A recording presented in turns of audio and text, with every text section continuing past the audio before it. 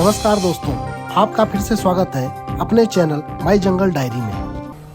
कीटनाशक हमारे घरों तक पहुंच गया है, हमारे भोजन में आ गया है और जो हम खाते हैं उसका प्रभाव हमारी सेहत पर पड़ता है। यह आज एक सोचनीय समस्या बन चुकी है। क्या कीटनाशकों का उपयोग ज़रूरी है? आज के इस अर्थ मैटर्स के एपिसोड में हम करीबी से देखेंगे कीटनाशक और उनके घातक प्रभाव। फसलों को कीटों और बीमारियों से बचाने के लिए हमारे किसान हर साल हजारों टन कीटनाशक इस्तेमाल करते हैं, लेकिन इन कीटनाशकों का इतना अंधाधुंध इस्तेमाल किया गया है कि अब ये हमारी जल प्रणालियों, आहार श्रृंखला, यहां तक कि मां के दूध में भी शामिल हो चुका है। लेकिन इस मां को यह पता नहीं है कि वो अपने दूध के जरिए इस बच्चे तक कीटनाशक पहुंचा रही है। कीटनाशकों से बच्चे का विकास धीमा पड़ सकता है। इससे तो उसके मस्तिष्क का विकास भी प्रभावित होता है। आहार हमारी सबसे पहली जरूरत है। इसके बिना हम जिंदा नहीं रह सकते। भारत में हर साल हजारों टन ताजे फल और सब्जियां भी देश भर से आती हैं। हम में से बहुत से लोगों को यह मालूम नहीं होगा कि जो आहार हम खाते हैं उसमें से ज्यादातर में कीटनाशकों का कुछ ना कुछ अंश जरूर होता है। ये कीटनाशक हमारे शरीर में धीरे धीरे जमा होकर हमें नुकसान पहुंचा सकते हैं। कीटनाशकों को बार बार छूने और उनके बीच सांस लेने से सेंट्रल नर्वस सिस्टम यानी केंद्रीय तंत्रिका प्रणाली पर बुरा असर पड़ता है। उससे शरीर के महत्वपूर्ण अंगों जैसे फेफड़े, हृदय और किडनी के साथ मुश्किलें पैदा होने लगती हैं। हार्मोन संबंधी असंतुलन पैदा हो जाते हैं और कई तरह के कैंसर भी पनपने लगते हैं। पेस्टिसाइड्स का तो जहाँ तक ताल्लुक है, काफ़ी कन्विंसिंग रिलेशनशिप है, रिश्ता है बीमारियों के साथ में, जिसमें चमड़े की बीमारियाँ, बच्चों के cancer, breast cancer, lung cancer, kidney cancer और ब्लड के कैंसर जितने भी हैं शामिल हैं। भारत में कीटनाशकों की शुरुआत 1940 के दशक में मलेरिया को खत्म करने के लिए हुई। इनका निशाना थे मच्छर। मलेरिया का फैलाव रोकने के लिए डीडीटी इस्तेमाल की गई। बस इसके बाद किसान इसे फसलों में भी इस्तेमाल करने लगे। पिछले कई दशकों में कीटनाशकों का इस्तेमाल कई गुना बढ़ गया है। इन खतरनाक रसायनों के हद से ज्यादा उपयोग और दुरुपयोग के कारण ही ये हमारे आहार में रच बस गए हैं। हरित क्रांति होने से भारत का कृषि उत्पादन 3 गुना बढ़ गया और इस तरह एक विश्व रिकॉर्ड बना। लेकिन इसी के साथ साथ कीटनाशकों के इस्तेमाल में भी भारी इजाफा हुआ। फिर सैकड़ों तरह के कीटनाशक बाजार में आने लगे। मेलाथियोन, एल्ड्रिन, एंडोसल्फान वगैरह। 2007 आते आते भारत में कीटनाशकों की खपत में 1980 के दशक के मुकाबले 100% इजाफा हो चुका था। आज भारत में हर साल 50,000 मीट्रिक टन से ज्यादा कीटनाशक इस्तेमाल किए जाते हैं। सघन खेती, खासकर नकदी फसलों की वजह से हालात और ज्यादा गंभीर हो गए हैं। ज्यादा फसल उगाने और अपनी फसलों को कीटों से बचाने के लिए सारे भारत के किसानों ने कीटनाशकों का इस्तेमाल बढ़ा दिया। उन्हें यह मालूम नहीं था कि इससे हमारी सेहत और पर्यावरण को कितना नुकसान पहुंच सकता है। अनुमानों से पता चला है कि भारत में 50% से भी अधिक कीटनाशक कपास की फसल में इस्तेमाल होते हैं। वैज्ञानिक और पर्यावरणविद भी इस बात को लेकर चिंतित हैं कि कीटनाशकों ने प्रकृति के नाजुक ताने बाने को पूरी तरह बर्बाद कर दिया है। कीटनाशकों से न सिर्फ किसान प्रभावित हुए हैं, बल्कि जमीन भी दूषित हो गई है।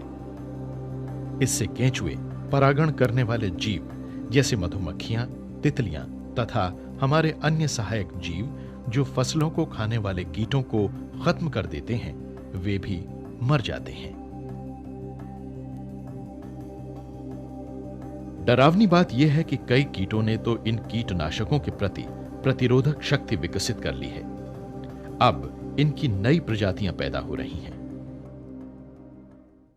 When you apply pesticides, जब आप कीटनाशकों का छिड़काव करते हैं तो ज़्यादातर कीट तो मर जाते हैं, मगर कुछ कीट ऐसे होते हैं जो इन्हें झेल जाते हैं।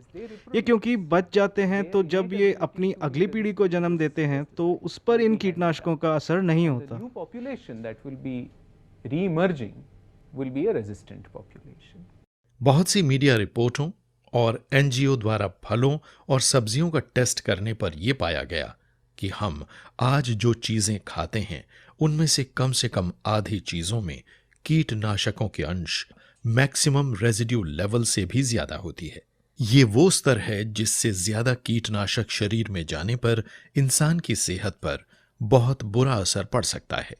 There was a recent test हाल ही में दिल्ली उच्च न्यायालय के निर्देश पर शहर में फलों और सब्जियों में कीटनाशकों के स्तर की जांच की गई और उनमें ऐसे निश्चित कीटनाशक मिले जिन्हें इनमें नहीं होना चाहिए था, लेकिन ये मिले। but they did find it. All India network project के तहत प्रयोगशालाओं में इन रिपोर्टों के विपरीत पेस्टिसाइड रेजिड्यू यानी कीटनाशकों के अवशेषों पर फलों और सब्जियों के जो नमूने टेस्ट किए गए उनसे कुछ और ही पता चला। 2011 में भी इस तरह का न्यूज़ मीडिया में आया था कि बैन पेस्टिसाइड दिल्ली की फल और सब्जियों में एक प्रयोगशाला की जांच में पाए गए हैं। तो कोर्ट ने एक एमिकस क्यूरी इस बारे में कॉन्स्टिट्यूट किया।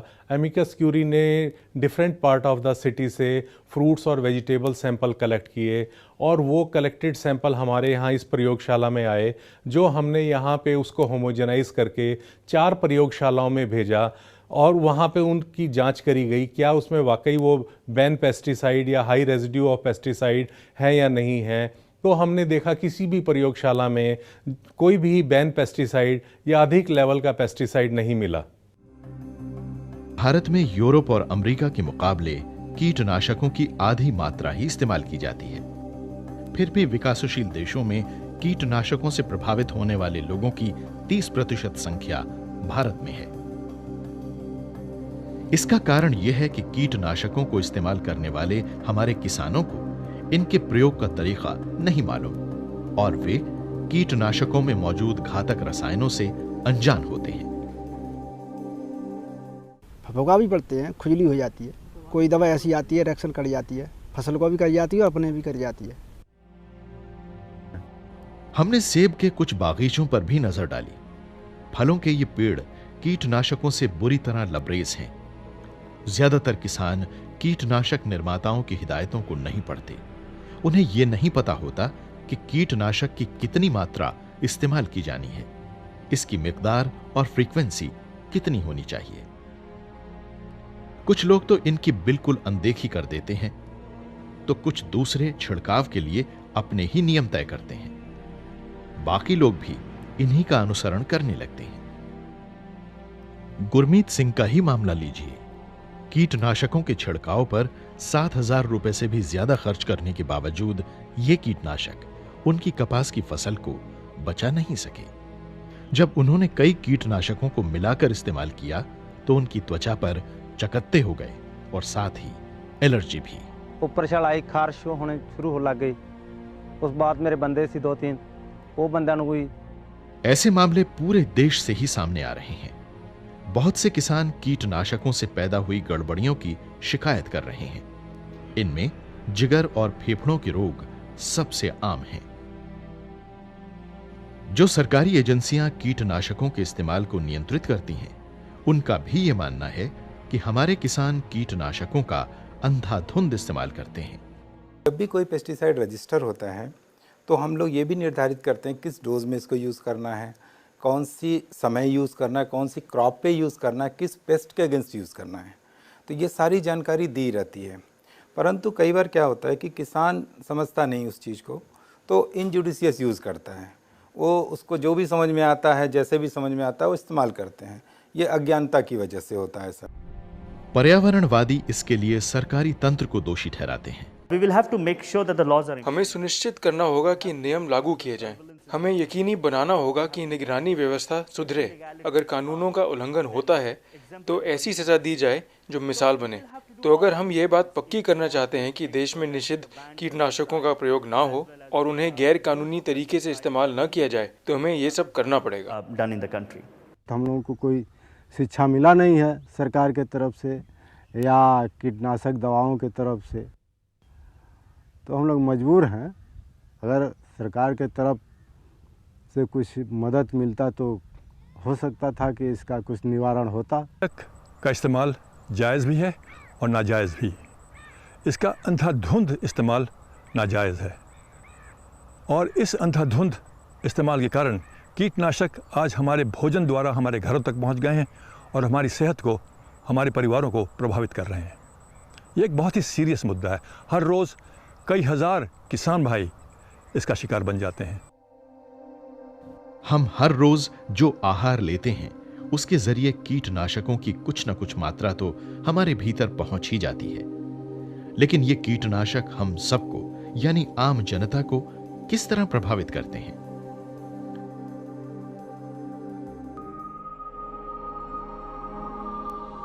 कीटनाशकों के अंश हमारे खेतों से हमारे अनाज, सब्जियों और फलों के जरिए हमारी खाने की मेजों तक पहुंच जाते हैं। खेतों से निकलकर बहने वाला पानी हमारी नदियों में पहुंचता है, फिर ये हमारे भूमिगत जल भंडारों और आखिरकार हमारे नलों में पहुंच जाता है। कीटनाशक उस घास या चारे के जरिए गाय के शरीर में दाखिल हो जाते हैं, वहां से ये उसके दूध और फिर हमारे शरीर और मांओं के जरिए उनके बच्चों तक में पहुंच जाते हैं। कीटनाशकों का सबसे ज्यादा खतरा गर्भवती महिलाओं और छोटे बच्चों को होता है। दिल्ली में मां के दूध में मौजूद कीटनाशकों की मात्रा जानने के लिए एक अध्ययन किया गया तो पता चला कि उसके हर लीटर में डीडीटी की 1.27 मिलीग्राम मात्रा मौजूद थी। यह एक ऐसा कीटनाशक है जिसके खेतों में इस्तेमाल पर रोक लगा दी गई है। इस अध्ययन के मुताबिक अगर किसी बच्चे का वजन 3 किलो हो और वो एक दिन में मां का आधा किलो दूध पीता हो, तो उसके शरीर में डीडीटी के अनुमित स्तर से 42 गुना अधिक डीडीटी की मात्रा पहुंच चुकी होगी। इससे सीधे तौर पर बच्चे के मस्तिष्क का विकास और उसकी बढ़वार प्रभावित होती है। केरल के कासरगोड जिले में बच्चों में अजीब किस्म की शारीरिक और मानसिक गड़बड़ियां देखने में आई हैं। इसके अलावा त्वचा संबंधी मुश्किलों के कारण भी स्थानीय पर्यावरणवादियों और डॉक्टरों में चिंता है। अध्ययन से पता चला है कि एंडोसल्फान नामक कीटनाशक को काजू के बागान में छिड़का जाता है और वही इस बीमारी के लिए जिम्मेदार है। Endosulfan case is a classic case of pesticide poisoning. Endosulfan Bharat में कीटनाशकों की विषाक्तता से जुड़ा एक जाना माना मामला है। एंडोसल्फान नाम के इस विषैले कीटनाशक को काजू की फसल पर छिड़का जाता था, जिससे ये कीटनाशक पर्यावरण के साथ साथ उस समुदाय की आहार श्रृंखला में भी दाखिल हो जाता था, जिसके बहुत विनाशकारी नतीजे निकलते थे। कासरगोड में जो अध्ययन किए गए हैं उनसे एंडोसल्फान के ही दोषी होने की पुष्टि होती है। On Kasaragod now beyond any doubt proves that endosulfan is the culprit. हमारे लिए यह समझना जरूरी है कि कीटनाशक जहरीली चीजें हैं और इन्हें ध्यान से इस्तेमाल किया जाना चाहिए। किसानों को कभी भी नदी, तालाबों के किनारे कीटनाशकों को नहीं मिलाना चाहिए और इन्हें खुले हाथों से इस्तेमाल नहीं करना चाहिए। त्वचा के संपर्क में आने से ये कीटनाशक हमारे खून में शामिल होकर सारे शरीर को जहरीला बना सकते हैं। इसकी सबसे पहली निशानियों के रूप में एलर्जी और चकत्ते नजर आते हैं। सिर्फ किसान ही नहीं बल्कि उन कामगारों को भी काफी खतरा रहता है जो कीटनाशकों के उत्पादन से जुड़े हैं। कुछ फैक्ट्रियां तो यह सुनिश्चित करती हैं कि उनके कामगार बाकायदा मास्क वगैरह पहने। ये कंपनियां उन्हें यह भी बताती हैं कि अगर कीटनाशक सीधे उनकी त्वचा के संपर्क में आते हैं तो उससे क्या खतरे हो सकते हैं। लेकिन कुछ फैक्ट्रियों में हमने ऐसे सुरक्षा उपायों में लापरवाही भी देखी है जहां कामगारों को विषैली चीजों को अपने नंगे हाथों से उठाना रखना पड़ता है। खतरे की घंटी हर कहीं बज चुकी है। अब संभलने की बारी हमारी है। हम जिस तरीके से अपने आहार की चीजें उगाते हैं, हम क्या कुछ अपने खाने के लिए चुनते हैं, उसके बारे में हमें ध्यान से सोचना होगा। पौधों, खासकर हरी पत्तेदार सब्जियों पर छिड़के जाने वाले कीटनाशक सीधे ही मिट्टी में पहुंच जाते हैं। यहां वे पानी और हवा के संपर्क में आकर नए और खतरनाक कंपाउंड्स बनाते हैं। इसे पौधों में मौजूद वसा वाले तत्व सोख लेते हैं, फिर ये फलों और सब्जियों में पहुंच जाते हैं और जो आहार हम लेते हैं उसके जरिए ये हम पर सीधा असर डालते हैं। इस्तेमाल से पहले सभी सब्जियों और फलों को अच्छी तरह धोया जाना चाहिए और कटी हुई सब्जियों को कम से कम 30 मिनट तक नमकीन पानी में रखा जाए और इन्हें पकाने से पहले एक बार फिर धोया जाए। इस तरह सब्जियों में से कुछ नुकसानदायक कीटनाशक बाहर निकल जाते हैं, मगर बदकिस्मती यह है कि सारे कीटनाशक अब भी नहीं निकल पाते। कीटनाशकों को बड़े ध्यान से संभालना चाहिए और इनका इस्तेमाल अक्लमंदी से करना चाहिए, और वो भी जरूरत के वक्त ही। किसानों को कीटनाशकों का छिड़काव करते समय मास्क या दूसरी सुरक्षात्मक चीजें पहननी चाहिए। किसी भी हालत में उन कीटनाशकों का इस्तेमाल नहीं करना चाहिए जिन पर रोक लगा दी गई हो। आज ट्राइकोडर्मा और ब्यूवेरिया बेसियाना जैसे कई कीटनाशक उपलब्ध हैं जो पर्यावरण को नुकसान नहीं पहुंचाते। इनसे न सिर्फ किसान की सेहत सलामत रहती है, बल्कि इससे मिट्टी का उपजाऊपन और संतुलन भी कायम रहता है। इनसे खेती के लिए मददगार कीट नहीं मरते जो फसलों को नुकसान पहुंचाने वाले कीड़ों को खा जाते हैं। समेकित कीट प्रबंधन कीड़े मकोड़ों को काबू में रखने का एक और वैकल्पिक तरीका है। इस विधि में कीट नियंत्रण के प्रभावी तरीकों के साथ कई पर्यावरण अनुकूल विधियों को शामिल किया जा रहा है और इसमें सांस्कृतिक, जैविक और मशीनी मदद ली जा रही है तथा कीटनाशकों पर निर्भरता कम से कम रखी जा रही है। इससे उपज बढ़ रही है और मिट्टी की हालत भी सुधर रही है। इसके कारण कामयाबी की जो दास्तानें सामने आ रही हैं, उनसे सैकड़ों किसानों को लाभ मिलने की खबरें हैं। पहले 15 से 18 कुंटल प्रति हेक्टेयर उत्पादन होता था। अब 20 से 22 हेक्टेयर उत्पादन तो पहुंच चुका है और मुझे संभावना है कि आने वाले समय में इस रोग से और अधिक काबू पाएंगे और उत्पादन मेरा बढ़ेगा। पेस्टिसाइड के रिडक्शन पे ज़्यादा काम होने लगा आईपीएम के माध्यम से, और बायो पेस्टिसाइड को ज़्यादा से ज़्यादा बढ़ावा देने के लिए कार्य किया गया।